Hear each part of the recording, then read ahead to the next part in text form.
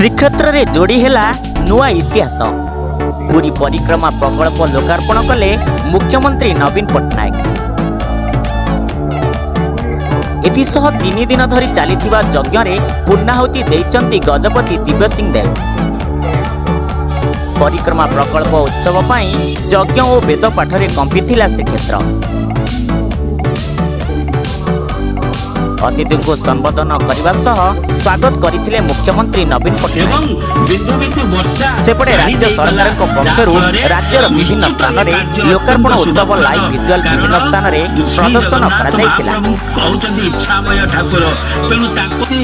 पिपिल block पक्षर दान मुकुंदपुर गोपालजी मंदिर परिसर और पिपिल एनएसी पक्षर इंदिरा मैदान हजार हजार जगन्नाथ प्रेमी व्यवस्था करा। पिपिल एनएसी अध्यक्ष शेख बाबू इंदिरा मैदान में हजार हजार भक्तों को एकजुट करथिबा बेले राज्य सरकार यह बड़ सफलता बोली कहिथिले। अन्यपटे गोपालजी मंदिर में देवाशीष नंद और स्थानीय सरपंच परेश मिश्र यह कार्यक्रम को आयोजन कर यह राज्य सरकार ऐतिहासिक पदक्षेप बोली रिपोर्ट दरुराई।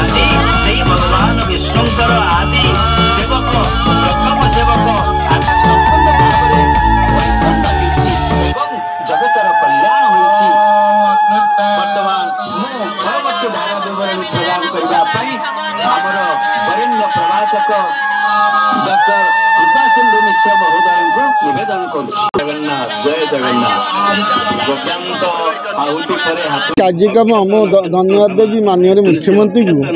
आज जगन्नाथ जो लोकपर्ण होगा परिक्रमा प्रोग्राम जो मैंने जापारना जो सुविधा कर विशेष भाव आउ थे धन्यवाद दूसरी। जहाँ आज आम लोकपर्ण है जगन्नाथ परिक्रमा प्रोग्राम टी माननीय मुख्यमंत्री पुरी राजा द्वारा जहाँ द्वारा आम बर्तमान जो मैंने आम जापारनु निश्चित भाव आम मैंने किसी लोक अभिलाष थे आम लोकपर्ण देखापी माननीय मुख्यमंत्री पूर्ण कर सब प्रकार व्यवस्था कराई। लोक मैंने हजार हजार संख्या लोक आसती प्रसाद सेवन व्यवस्था कराई। निश्चित भाव आप देखुपे समस्त मुहरे हस खुशी एत उल्लासित अच्छी माने परिकल्पना करहबनी। जय जगन्नाथ। आज जो श्रीमंदिर परिक्रमा प्रकल्प उत्सव लोकार्पण होची माननीय मुख्यमंत्री आज लोकार्पण कर सब पूरी जिला नुहे समग्र सारा विश्वर बर्तमान भी भक्त और भगवान मिलन उत्सव को समस्ते दर्शन कर आपण मानक आम धन्यवाद देवु जेहेतु आपण मैंने समस्त प्रचारित कर। तेणु आज आपण माध्यम आम अंचल किसी 25टा पंचायत जनसाधारण कहीं जापार कहीं न जापार से आसी आम गोपालजी मंदिर ठी एवं अन्य पंचायत आमर जिते पंचायत अच्छी सब जगह ब्लॉक तरफ प्रशासनिक तरफ सुव्यवस्था कराई।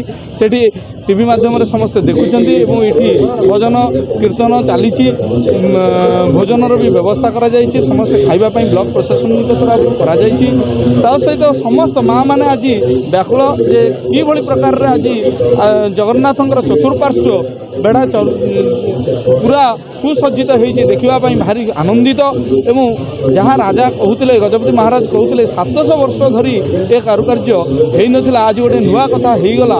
तेणु आम भी धन्यवाद देवु ए सरकार को हो बा आज जो मंदिर प्रशासनिक अधिकारी हूँ बा मंदिर जो मैंने आज जगह छाड़ी जो मैंने से कार्य करने हाथ बढ़ई से बहुत बहुत धन्यवाद देवु। से लोक मैंने जगह छाड़े किंतु बहुत मूल्यवान काम आज करदे गले बहुत बहुत धन्यवाद देवु।